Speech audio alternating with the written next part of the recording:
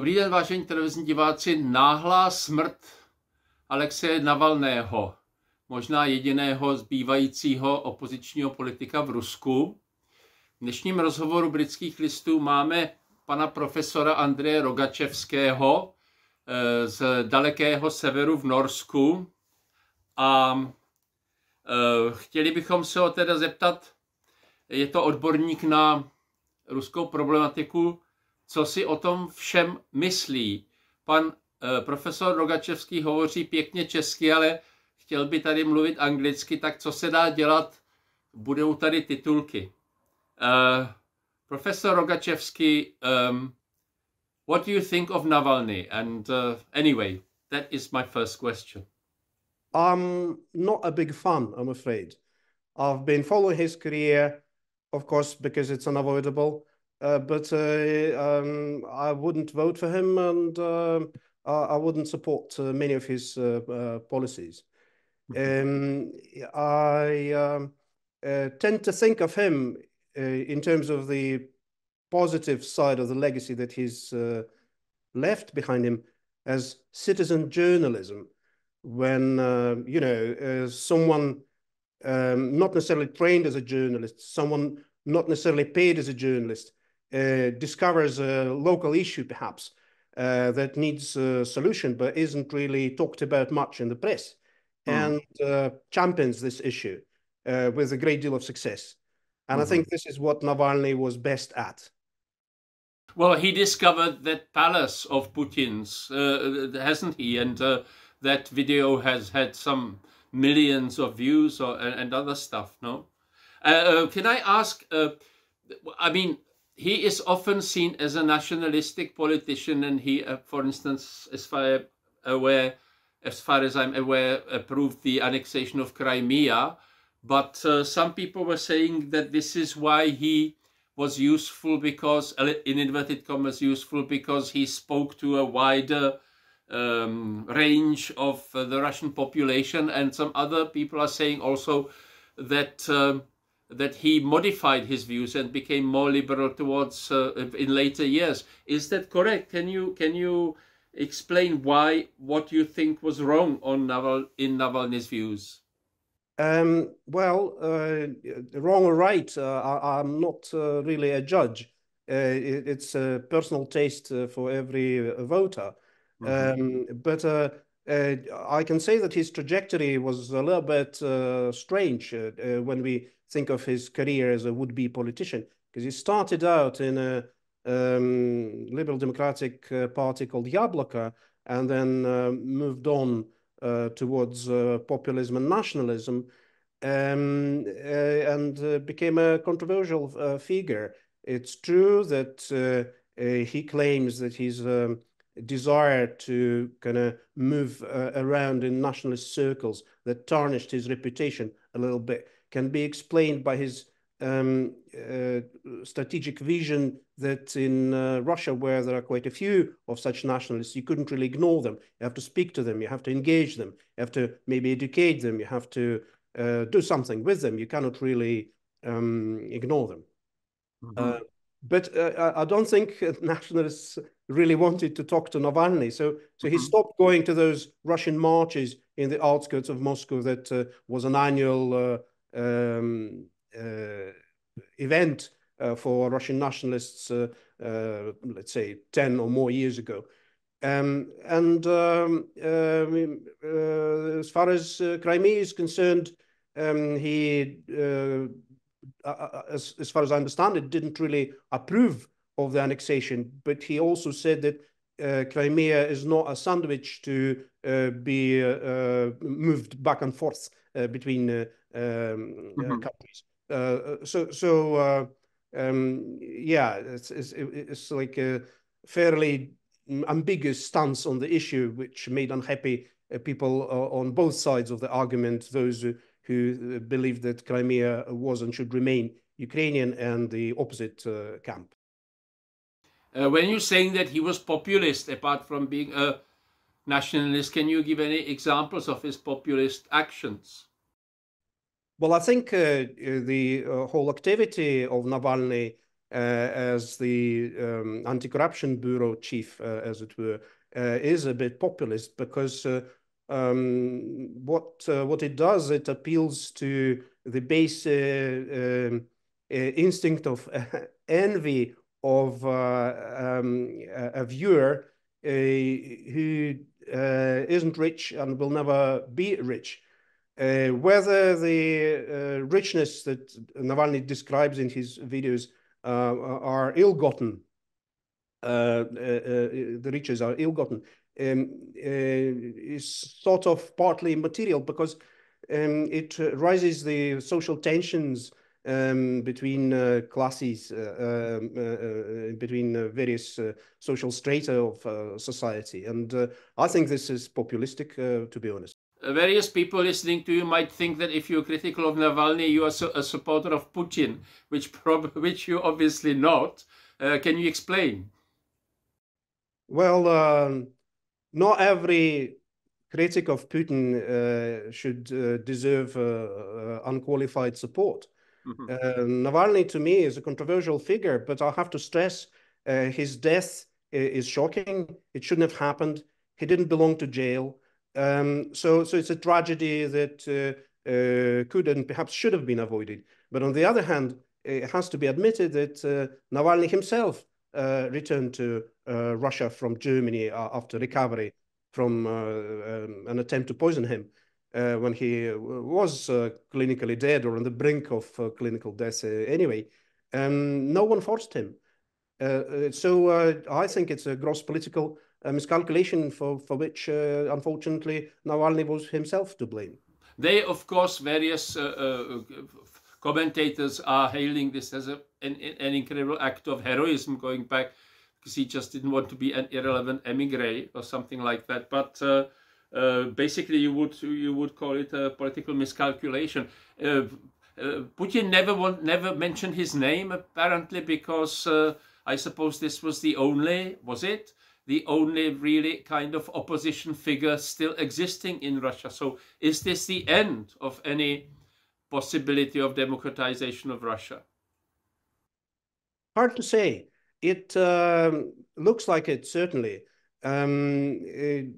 Navalny was a divisive figure to me, but he also attracted many others under his banner, as it were. And of course, his videos, his political broadcasts, they had many millions of viewers. Whether these millions of viewers would translate into millions of doers, it's doubtful now. I mean, it's just seems inconceivable that there would be an upsurge, or a significant upsurge of people's, shall we say, revolutionary protest activity to unseat the current government in the name of Navalny's demise. I think it's unlikely. But Navalny, of course, did a great useful work to expose the corruption of the current government and to perhaps convince people further that it's not a government for them or on their behalf, that the government is there to a large degree, at least at the highest level, to serve their own interests. Yeah, well, if you look at Russian history, when was it last time that significant changes had been made to the system, whatever it was, the Soviet system or the Tsarist system of government?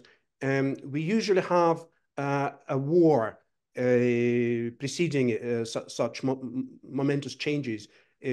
I can name the Russo-Japanese War of 1904 that led to the first Russian Revolution of the 20th century, the kind of semi-forgotten revolution of 1905-07 that lasted quite long and didn't achieve its goal of dethroning the Tsar at that point. But at least the first Russian parliament was formed, yeah? The Duma, the original Russian Duma. And then later on, of course, with the First World War, we see a revolution happening and a change of capitalism to socialism, so communism in 1917. So the next episode to remember is perhaps the Afghanistan war that started in late Soviet Union under Brezhnev and lasted for 10 years. And obviously it was a contributing factor to the change of tack and perestroika and ultimately the dissolution of the Soviet Union. So you think that the current Ukrainian war could also eventually become a catalyst of change? That's what I think, and I'm only extrapolating here, and it's just to try and do a bit of a statistical analysis on the issue. But I don't think that Navalny's death would be such a catalyst. Mm-hmm. Well, it looks as though at the moment anybody who expresses any sort of critical view of Putin is basically in danger, isn't he? Because most of these people have now been killed. So that is a total atmosphere of impunity. And now, what do you think ordinary Russians are thinking? They're probably not wanting to express their views terribly much. But the propaganda, of course, I mean, Solovyov is followed on television. What is in your view, what is the situation in the country? I'm reading this thing about this new film of Master and Margarita Bulgakov, which is very critical of Stalinism, allegedly. I haven't seen it. And you've seen it. Yeah. And it has been incredibly successful. So since people are flocking to go to see this film, does that mean that the support of the Putin regime is relatively shaky? Or what does it mean? Or what is the situation? No one really knows. It's, of course, really hard to believe the opinion polls that are being conducted in Russia at the moment, because as far as I know from circumstantial evidence and from what I hear from sociologists that are involved in such pollings, that many people simply refuse to speak. Sociologists are apparently having a hard time getting the required number of interviewees to make such polling meaningful. Yeah, in such times, of course, it helps to refer to fiction, film, theater, and so on as a kind of indicator of certain moods in the society. But they are inconclusive too. In particular, with Master and Margarita, we can say that people just flock in to watch that film because it's a third attempt to make a movie out of this cult book that everyone knows inside out. They're just curious. It's not a bad attempt in my view. It's probably better than the previous two attempts to film it. Were those previous two attempts to film it also successful in cinemas? Yuri Kara's film, which was the earliest attempt, had problems with producers. It wasn't released when it got ready. Had been released years and years afterwards. So I don't know. It's hard to judge a product of its time. The second attempt was a mini-series for television with various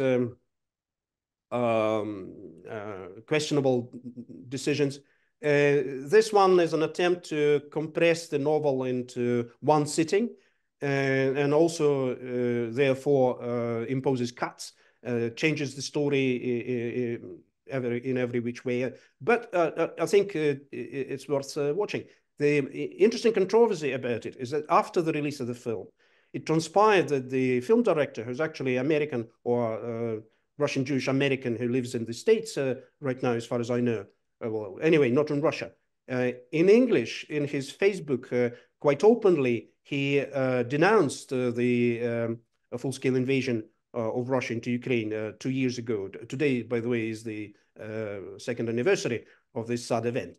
and everyone was expecting the film to be shut when it came to light. So I think there was an additional factor why some people rushed to the cinemas to watch it as soon as possible before it's too late. Yeah, but it's interesting that, I mean, he keeps going on, he keeps actually repeating that all the people who are involved in the invasion of Ukraine are criminals and should be basically put on trial, this film director. He keeps saying it.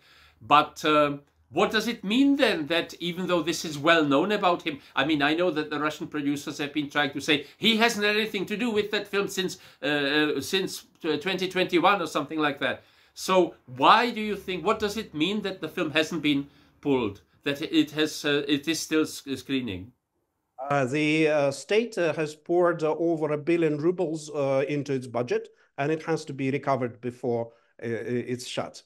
Do you think so? Is it only, do financial reasons, are financial reasons so important in Russia? Would they, I mean, if they finance something which basically foul-mouthed Putin, which in a way this almost does, they would still allow it to recoup the money? Well, I mean, it's an allegory. You can read anything you like into it. Mm-hmm. If you feel it's an indictment against Putin's regime, yeah, you can say so, but there is no hard evidence. It wouldn't stand in court. But 1 billion rubles for a film is an enormous sum of money in Russia. So, you know, to write it off as a loss when the film is eminently watchable, I think would be shooting yourself in the foot, in a sense. Yeah.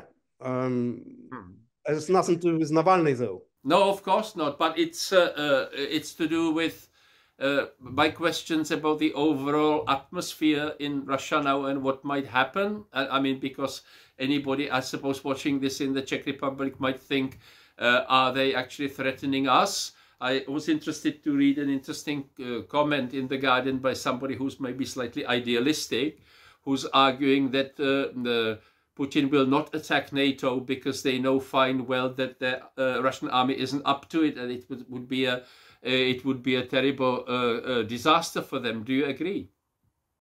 Yeah, it looks at the moment that who's got himself into the NATO alliance is safe for the time being from Russia's designs. Finally, if I may sort of ask you, you have been doing some research into independent Russian music. Does it express anti-regime views, and is it allowed to? How is it? And what does it say about situation in society? You mean after February 2022? Mm-hmm. Yeah, the war songs or anti-war songs, shall we say, in Russia is a major feature. But it depends on the genre, partly who supports the war on the Kremlin side and who isn't. And partly it also depends on where these musicians are. Because among the rappers, for example, probably the majority of the rapping community came out against the war, and many of them emigrated. And among rockers, it's like, roughly speaking, 2/3 against the war, 1/3 is for the war. And again, many of those left the country. Those who stayed, they have their concert cancelled repeatedly. Some of them have health issues, like Yuri Shevchuk, the DDT frontman, is said to have had a heart attack. And in his vocal anti-war kind of spokesman. Many of his latest songs are anti-war. And so on. So on the other hand, apparently the state cannot really muster musicians' support on the pro-Kremlin side. There have been a few performers there who can, with some talent, try to achieve the fame of the anti-war supporters, or trying to kind of counter it with their own performances. But out of those, only really shaman could be named as a head figure, very little else. That was the song, wasn't it? That was played to Navalny when he woke up in the morning in that prison, wasn't it? One of his songs, I believe, of Shaman songs, yeah. Not only to Navalny, I think it's just... They play it in prisons. Yeah, for all the convicts. Professor Rogačevský, very interesting, thank you very much. Vážení televizní diváci, tak tady to máte. Pohled odborníka na situaci v Rusku v souvislosti s šokujícím úmrtím Alexeje Navalného. Děkujeme vám za pozornost. Nashledanou. Nashledanou.